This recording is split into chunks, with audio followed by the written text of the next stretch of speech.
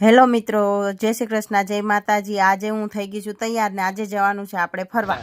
મિત્રો મારા વાઈફ થઈ ગયા છે તૈયાર અને આજે એને લઈને જવાનું છે ફરવા માટે। તો આજે અમારે જવાનું છે અડાલજની વાવ ફરવા માટે, જે જૂની પુરાણી વાવ છે। તો એ થઈ ગઈ તૈયાર અને હવે અમે નીકળીએ બહાર જવા માટે અને એ બહુ એક્સાઇટેડ છે આ વાવને જોવા માટે। તો ચલો આપણે જઈએ બહાર। અમે રસ્તામાં જતા હતા તો વરસાદ થઈ ગયો ચાલુ ને લીધી છત્રી। ઈ તો જો તલવારની જેમ છત્રી ઉડાડતા આવે અને વરસાદને લીધે આપણે લેવી પડી છત્રી અને આ છત્રીનો ભાવ સાંભળીને મારા ઘરના ખીજાઈ ગયા અને એમ કહેવા માંડ્યા કે પાછી આપી દે, નથી જોતી આપણે છત્રી, પણ છત્રી વગર હાલવાનું નથી। અને પછી અમે નીકળી ગયા અડાલજની વાવ જોવા માટે।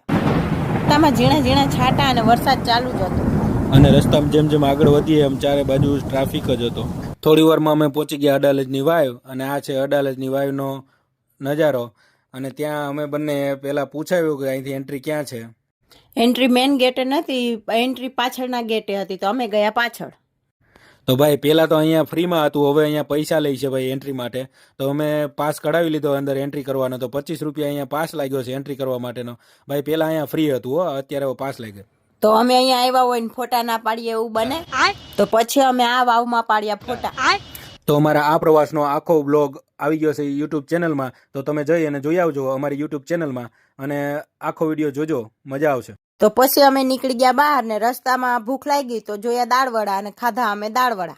તો દાળવડા છે ભાઈ આપણા ફેવરિટ, તો બોલાવી દીધી દાળવડાની બાકાજીકી। તો અડધો કિલો દાળવડાની બાકાજીકી બોલી ગઈ હો ભાઈ, પેટ થઈ ગયું ફૂલ અને દાળવડા ખાઈને અમે ભાગ્યા ઘેરે। તો આનો આખો વિડીયો આવી ગયો છે ભાઈ સોનલ વિપુલ વ્લોગમાં, તો તમે બધા જઈને જોઈ આવજો અને કેવો લાગે એ અમને જણાવજો। જલ્દી જઈને સબસ્ક્રાઈબ કરો અને જોઈ આવો।